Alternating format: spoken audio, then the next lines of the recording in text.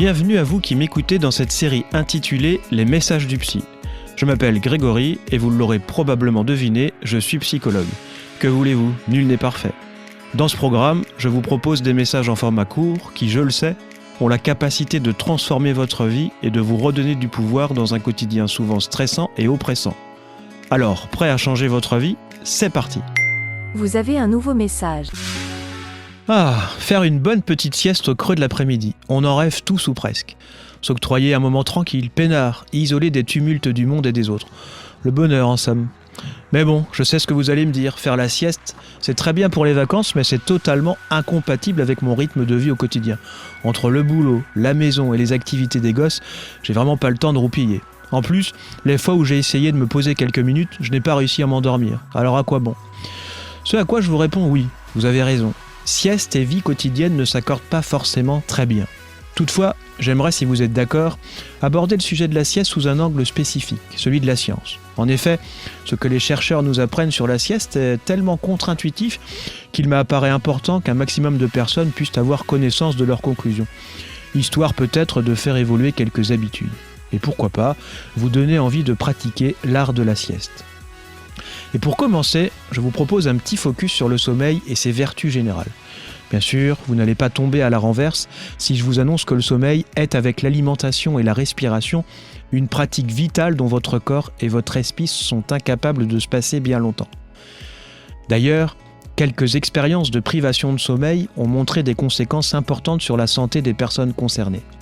Citons ici le cas de Randy Gardner, un Américain de 17 ans qui en 1964 est resté éveillé pendant 11 jours et 24 minutes, soit environ 264 heures d'affilée sans dormir. Il est à préciser que Gardner avait été placé sous surveillance médicale pendant toute la durée de l'expérience. Les effets les plus impressionnants observés se sont produits sur le psychisme du jeune homme puisque Gardner a rencontré au bout de quelque temps des soucis de concentration et de mémoire à court terme, il oubliait facilement ce qu'il était en train de faire et surtout il fut victime d'hallucinations et même de paranoïa. Je vous déconseille donc vivement de tenter l'expérience chez vous. Mais sans aller jusqu'à ces extrêmes, je suis sûr qu'il vous est déjà arrivé de passer une, voire plusieurs nuits blanches. Souvenez-vous comment vous vous êtes senti moralement et physiquement après. Sûrement pas au meilleur de votre forme, j'imagine. Mais au fond, pourquoi le sommeil est-il si important pour nous ? En réalité, dormir a deux grandes fonctions. Premièrement, le sommeil est en quelque sorte le grand restaurateur de l'organisme, puisque lorsque nous dormons, notre corps en profite pour faire le ménage dans les quelques 75 000 milliards de cellules qui nous composent. Et ouais, ça fait du monde. En fait, nous possédons environ 10 000 fois plus de cellules qu'il n'y a d'étoiles dans toute la Voie lactée. Impressionnant, n'est-ce pas ? Mais revenons sur Terre et au sommeil. Dormir permet donc de réparer les tissus et d'évacuer les déchets produits par l'organisme pendant le temps de veille. En particulier ceux que l'on nomme les radicaux libres et les déchets azotés, qui s'ils ne sont pas traités, vont favoriser la survenue de maladies telles que le cancer, les troubles coronariens, le diabète, l'insuffisance rénale ou encore l'affaiblissement du système immunitaire. Celui-là même qui vous permet de lutter contre les virus et les bactéries. La seconde grande fonction du sommeil se joue entre vos deux oreilles au niveau de votre cerveau. Ainsi, il a été montré que dormir permet de faciliter l'apprentissage, de faire le ménage dans la mémoire en triant ce qui est important de ce qui ne l'est pas, et enfin de digérer et stabiliser les émotions. Car oui, quand vous dormez mal, vous avez certainement remarqué que votre humeur a tendance à se dégrader. À ce propos, une étude menée sur 25 000 personnes, excusez du peu, a mis en exergue que moins nous dormons, plus les chances que nous développions un état dépressif sont élevées. Bien, maintenant que je l'espère vous avez pleinement conscience du caractère utile et précieux du sommeil, un autre constat s'impose. Nous dormons de moins en moins.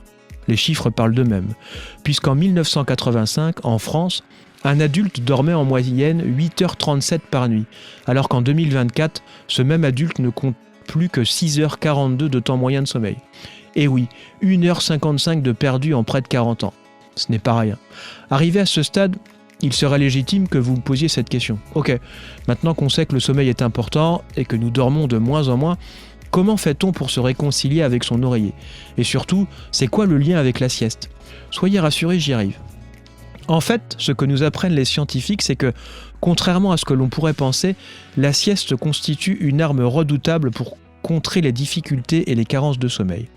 Ainsi, il est prouvé qu'une sieste a la capacité de reproduire en un temps record le déroulé d'une nuit complète. De fait, en quelques minutes, il est donc possible de nettoyer son organisme et de stabiliser son esprit. Nous savons donc qu'une sieste ne nuit pas à la nuit.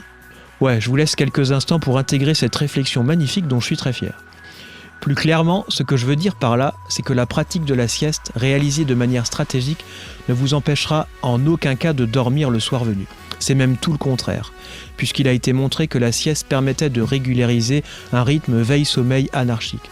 Alors, si vous avez tendance à rencontrer des difficultés d'endormissement, de réveil le matin, ou encore que vous êtes du genre à vous réveiller plusieurs fois dans la nuit, une bonne sieste vous aidera à solutionner la situation.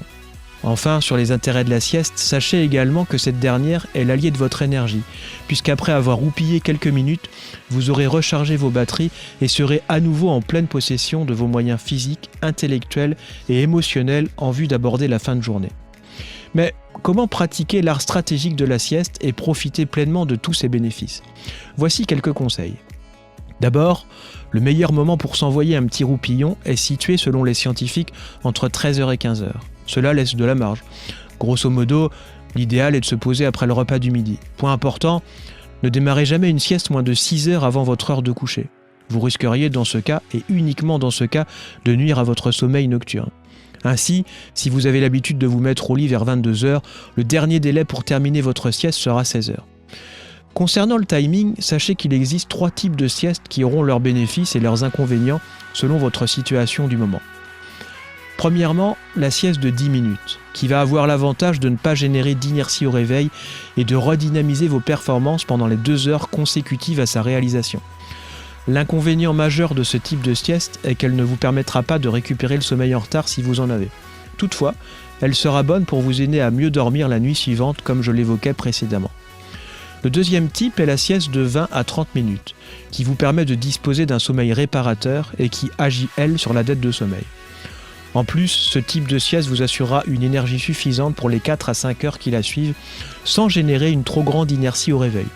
Cela, me semble-t-il, fait de ce type de sieste un choix optimal, si l'on dispense du temps suffisant en début d'après-midi.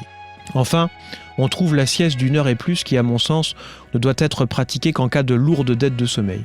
Ce type de sieste permet, en effet, la réalisation d'un cycle complet de sommeil. Ses inconvénients étant de générer une grande inertie au réveil.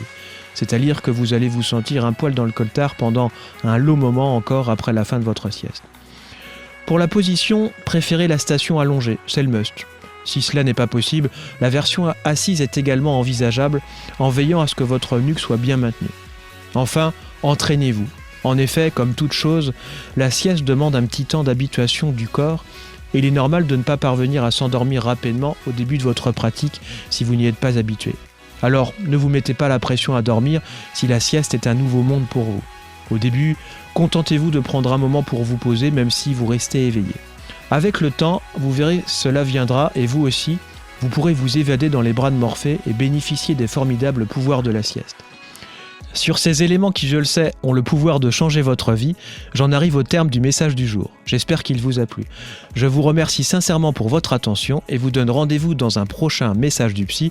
Je vous souhaite le meilleur.